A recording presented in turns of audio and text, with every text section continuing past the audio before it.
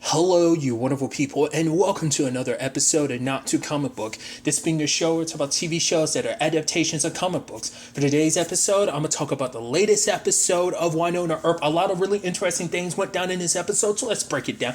Well, first and foremost, obviously, we pick up with, where last week's episode left off with Wynonna, being taken in by Black Badge, and she meets the new person in charge, Naomi, which I even love. The fact of the matter is, she talked about the position she's in right now isn't where she was. Like, she only came to this position because they were desperate for anyone to take the position. But she said she was like in fishery, and it's like, wait, you went from there to like leading this section of Black Badge? That's nuts. But it's also like, oh, Jeremy's here, and Wynonna so is ecstatic to see him, but he's almost playing it off like, oh yeah, nice. I was like, what's he doing? I was like, oh. So I immediately, and they don't really explain this, but I think Jeremy makes it seem like he only showed up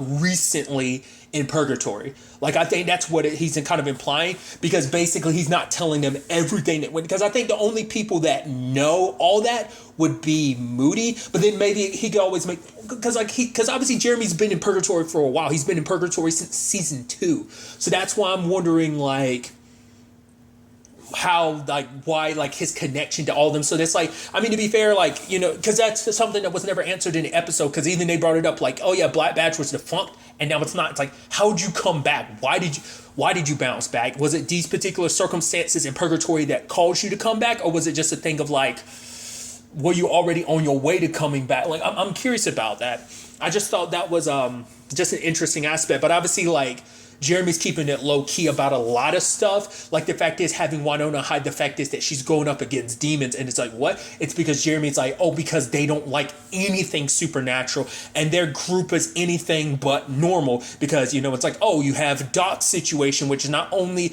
is he, a gunslinger from the past who's been alive this entire time, he's also now a vampire, so that adds an extra layer of supernatural. Her sister is a half angel. Nicole survived a massacre, the cult of Bullshar situation. Jeremy's got his supernatural, empathetic junk.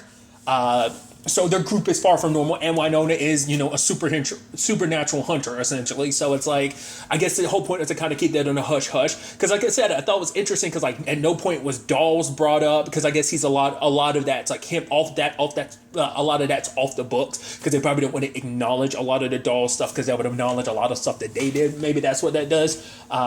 But Jeremy and Wynonna, because I love Wynonna, it's like, you telling me just to drive the truck? It's like telling Kate Blanchett just to be someone in the background. It's like, no, she's going to be Carol.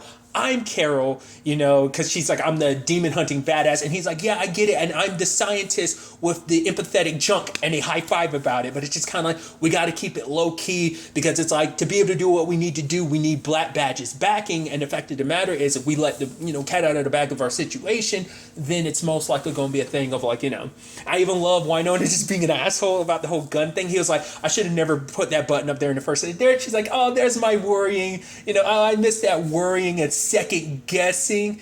Missed you, Jer Bear. And she's like, oh, he's like, Wynonna. He's just like, all right, just stop. And she's just threatening to push the button. He's like, literally, don't push the damn button. I'm so curious what that would have looked like if you pushed the button. She never gets an opportunity to in the episode.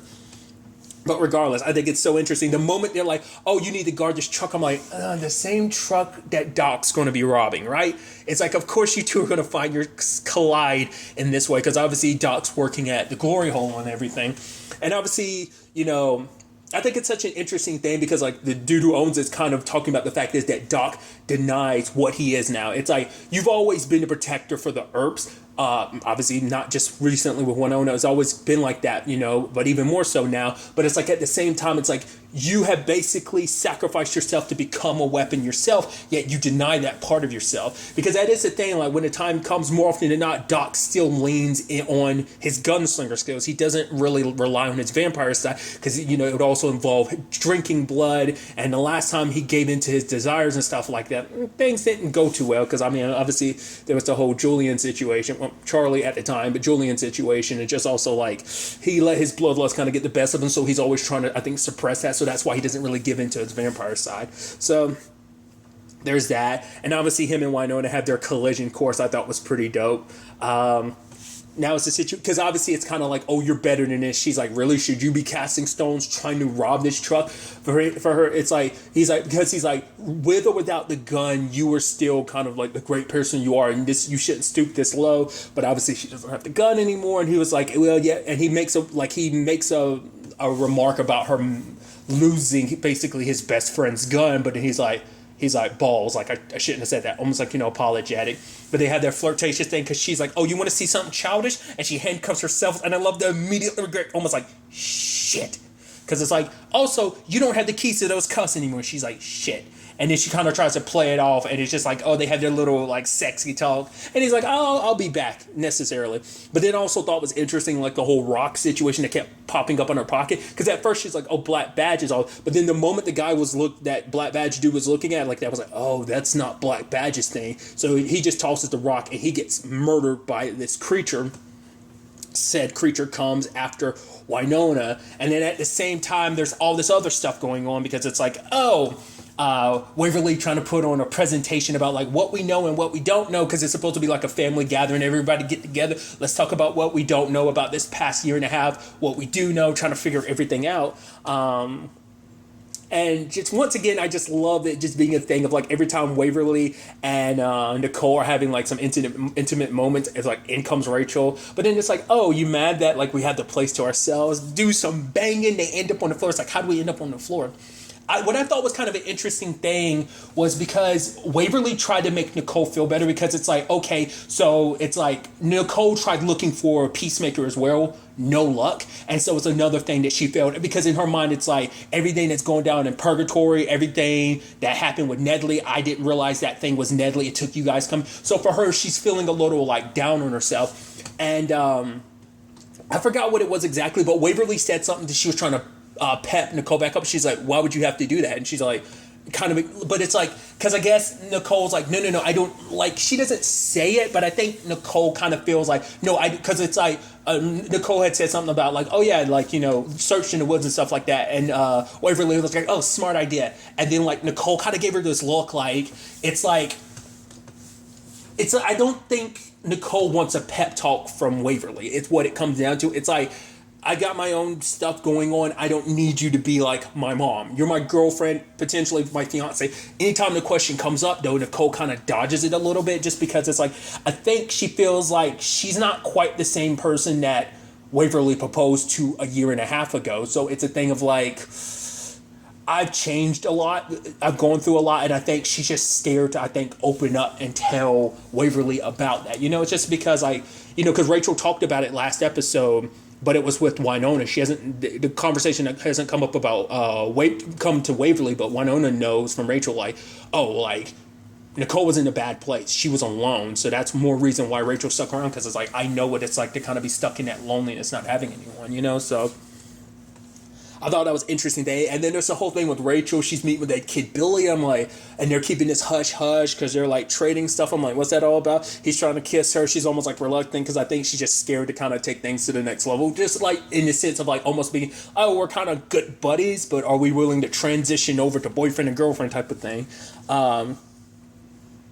It's also interesting when they have to be like, okay, we're also looking for a gun that's actually a sword now, because Peacemaker, the last time they saw it, was in the form of a sword, which obviously that doesn't mean diddly squat to Rachel, but she's like, sure, I'll be on the lookout for that. But then Billy's like, I don't want you around my family, so maybe when their circumstances change. But Rachel uses this, oh, let's search for Peacemaker as an excuse to go see Billy and his family. And then we get this moment where it's like, when Waverly leaves and Nicole's like, oh, hey, the lady there at God, what was the Magpie's farm? It's like, oh, she's like, oh, so basically you have to pay me. The moment she was like that, I was like, Nicole made a deal with her to find Waverly, and it just never came to pass. But she's still so it's a crossroads type of deal, I think.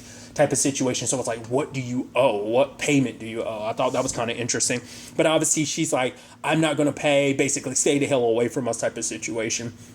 But there's also the thing of like that creature, Waverly was right in front of it and she couldn't see it. I was like, oh, that's interesting. But then like, Billy's mom, they just call her ma'am. She got super pissed because it's like, not only did you get mixed up with Earp, it's like, no, like Rachel's not even an Earp. It's like, no, but she's an Earp lover. And it's like, and then the moment that started going down, I'm like, okay, this is starting to make sense. I was like, Cleo's tied to this. I wasn't expecting a twist where it's like, oh, her and Hoyt, the new sheriff, are siblings. They're all Billy's siblings. I didn't realize that. I was like, oh, now that's interesting. Like, they brought it up last episode of like Cleo's like hatred for them, but I was still like, where does that come from? And she said it's a family thing. So it's like I knew it had to be some like family beef. And I think it's nice that we immediately kind of tackled that this episode. What I thought was interesting to me too, I feel like Wynonna's been freaked out in situations before. Like, she's been scared, not necessarily scared, but at least freaked out. Like, oh man, this is a crazy situation. I don't think I've ever seen Wynonna that distraught before, like in the entire show. She's always kind of just like, she's had her issues, she's had her down points, but like scared like that, I feel like I've never seen Wynonna in the entirety of the show. Like I said, she's been freaked out, a little concerned, the odds are stacked against them, but never like terrified. Like, it was pure terror in her voice and her face, like when that creature was coming after him. Because I'm wondering, does it stem from the fact that she also doesn't have Peacemaker? Because let's not forget, like, last season was one of the few instances she didn't have Peacemaker. She always had Peacemaker. Granted, yes, when like Willa came back, it was a bit of a different situation in season 1, but still, it's like, and even last season, even if you want to use it as an example, she didn't have Peacemaker for a while. At the very least, she knew where it was. Clooney had it. Bullshar, like, she at least knew where it was. This is a situation we have no idea where Peacemaker is, So that's why I thought that was just kind of interesting. And I also find it interesting that, it makes sense in the grand scheme of things. It isn't like Bullshar's ring. Well, it's not even Bullshar's ring. It's Julian's. But, like, that kept coming back because it was trying to get to Waverly. Or, in some sense, because it kept popping up and returning to Nicole. But the whole point was to get back to Waverly. At no point is a gun like that. Maybe because the curse is broken, so, Peacemaker's situation's a little different. Maybe... I mean, part of me was thinking, like, would it have to be a situation where Wynonna would have to forge her own Peacemaker type of situation? I don't know. Probably not. There probably is. But maybe it's a thing of, like, because of just everything changing, how Peacemaker operates and works, returning to Wynonna is going to be a difficult situation. Maybe the rules kind of changed. Maybe not. I'm probably, like, overthinking it. But I'm curious to see, like, how that whole situation ends up playing out. But obviously, it's a situation of, like, no one else but Wynonna can see the creature, so it's up to her to kind of, try and guide Doc's gun to kill it. But it's like, nope, that doesn't work. Maybe this would be a different situation if I had Peacemaker, but sadly she doesn't. Billy went over because he went over to try and cut things off with Rachel to be like, we can't even see each other anymore. But it's like, she pulls out the rock from her jacket. It's like, man, she said she wouldn't come after you, like the Reaper. And so basically it turns out, and because Waverly ends up figuring out what the symbol's all about and everything, what are they, the Clantons, I keep butchering the name. It's clearer in my head, but the moment I say it, I butcher it every time. It's the Clantons. It turns out they've had long beef with the Earps. It's kind of like, it's back to like a shootout in the Old Corral, like between like a distant ancestor of theirs and Wyatt's. So this is like some deep sea, much like it's interesting because like the moment they solve the issue with the Revenants, because the Revenants goes back to Wyatt too, there's another similar thing that's come up that they have to deal with now. Like, they're no longer cursed by the curse that Clooney put on them all those years ago, but now it's just kind of another thing from the past, like rearing its ugly head, So obviously Billy kind of like sacrifices himself, like kind of he has like a freebie that kind of gets rid of the Reaper from coming after. He thought he was protecting Rachel. Now, and it's interesting because like the rots were appearing in her jacket because that was Wynonna's jacket. And I was like, oh, that's interesting. So it was never after Rachel. It was always after Wynonna. But at the time, no one knew all that. So he kind of sacrificed himself for nothing. He put himself in the line of fire throughout all of this for nothing. He even said himself that he's the black sheep of the family. Now, I immediately was wondering, I was like, oh, does that make him like kind of like a half sibling? Like, is he kind of like a similar thing to Waverly? Like how Waverly's kind of like her, Wynonna and Willow's half sister. I'm wondering, is he a black sheep in that regard, or is it just as simple? Is it more of a metaphorical sense of like, oh, because I'm literally don't side with the rest of my family. I'm not as deep into this. I don't want to be a part of this. Like that, he doesn't view things the way they do.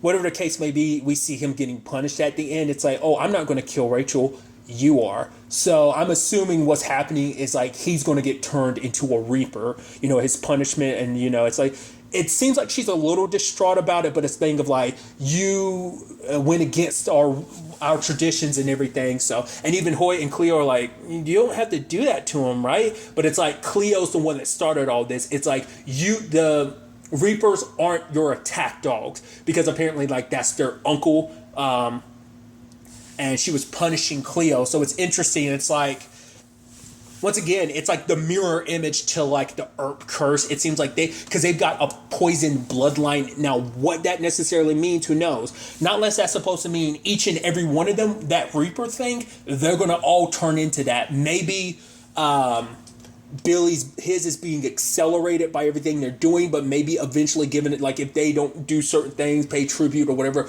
maybe they eventually turn into that. Maybe that's part of the curse on their bloodline. But now you kind of understand a little bit about why they hate the Earp so much, because even Wynonna was like, that thing came after me, it hated my guts. So I'm wondering, like, had their dad had any because there has obviously, like, they've probably like bumped heads with the Earps in the past. To be fair, it's like, it seems like this is their first time back in purgatory in a while, maybe. So they came back with every other demon because I guess they were kind of locked out of purgatory. That's also another interesting thing I should point out that we actually learned earlier in the episode, and I completely forgot to talk about it. It's like, I thought it was a really interesting thing. The reason why purgatory is the way it is right now is because Black Badge is examining it as like, this is basically a zoo type of social experiment of like, we've never been in a situation where we can see demons and humans living together, so it's meant to be like a petri dish. That's why they like, oh, like demons can't leave because, oh, the last thing we want is them kind of running amok. But it's like, rather than kind of dealing with them, they're kind of sitting on the wayside, just because dealing with demons would lead to a lot of casualties, and obviously like Black Badge is kind of going through a lot, so they're probably not willing to kind of wage war, because probably not an easy winning war, probably like a lot of casualties. Maybe they'd even straight up lose it. But it is a situation I thought was kind of fascinating. Like, okay, so what are they, that's just so interesting that they would do that. I mean, and I guess that makes sense why they haven't nuked the place, because once again, they nuke every place when shit goes sideways. So it's like, why is this situation different? Because even Naomi was kind of like, yeah, you think demons are bad, you should meet the higher ups. It's like, well, who do those higher ups include? Once again, what about home dude from last season? Once again, I'm blanking on his name. The dude that came for dolls. What's his name, Quinn or whatever? I should know. I watched the last season before I watched this, but I'm blanking. He was going to look into Black Badge. He never got back in contact with Wynonna and them, so, maybe he got caught or whatever, so. But nevertheless, it is a situation of like, well, now we've got, these enemies. Rachel wants to go like, oh, let's stab them and kill them all. But it's like, no, we can't do that, especially because we need the whole squad here. We need Jeremy here, because the only way we're going to handle this is together, like we've handled every other situation that's come our way. So Wynonna's like, going to tell the truth. I'm a badass demon hunter. It's Earp, because he kept saying her name weird because he didn't want to associate her with actually being the Earp, as in Wyatt Earp's descendant type of situation. But she's like, what's going down? I don't have Peacemaker. We need to go at this together. So that's definitely going to be interesting to see how this whole situation ends up playing out. I mean, granted, the squad, the team, the fam is back together, but sadly we see at the end, Nicole went to, the leader of the family, because I thought was interesting, because what she referred to herself as is the heir. So it's interesting because Wynonna, when she, for one, doesn't have Peacemaker anymore, she's no longer the quote-unquote heir anymore, technically, even though she still technically is. Ma'am is still kind of, she's the heir in her family, so it's just interesting timing, because that's why Cleo went after her, because it's like, well, why not? The Earps are vulnerable, but she's like, no, we strike when I want to strike. And she says the fact of the matter is, we also have something in motion, and it turns out that motion is Nicole, because Nicole's kind of in their debt. It's like, oh no, like, you think this is going to be as simple as like, oh no, because it's like, no, Doc and Waverly got back on their own. It's like, oh, do you really think so? Because it's like, my juju like helped, make that happen. I think is kind of what she's kind of insinuating. Like, oh, they would have never found. Like, how can you really say for sure it wasn't my help? Because I probably did help. I made it possible for them to get back. Otherwise, they wouldn't have been able to. But she does something, and it basically looks like Nicole is being infected. So I don't know whether that's going to turn her into a Reaper type of situation, or at the very least, it's something that's going to slowly but surely kill Nicole. I mean, she was kind of in a similar situation, a different situation, but kind of similar in season 2. So Mark Buchanan, something similar. Regardless, it's definitely going to be interesting to see like how this whole thing plays out. Like, what is the bad blood between that family and Earps? Like, we got a little tidbits about here and there, but even then, we don't know everything. And obviously, Rachel wants to save Billy, and that's going to turn to a whole complicated thing of like her wanting to kind of go buck wild, but it's like the others having to be like, no, we kind of have to go about this a certain way. This might also be insight into everything Nicole went through. I mean, because that also shows you how desperate she was. Like, she at the time didn't know like how crazy the situation was going to be. She didn't know who she was getting in bed with this whole thing of trying to find, Waverly, Because she talked about the fact is that, she did everything she could to find them, but obviously it didn't work out. So a lot of interesting things to keep in mind, going forward into the next episode. I'm curious to see where this ultimately all ends up taking us. But really, that's all I want to talk about. So the next time we meet, be happy, be safe, live life to the fullest, and enjoy it. Good day and goodbye.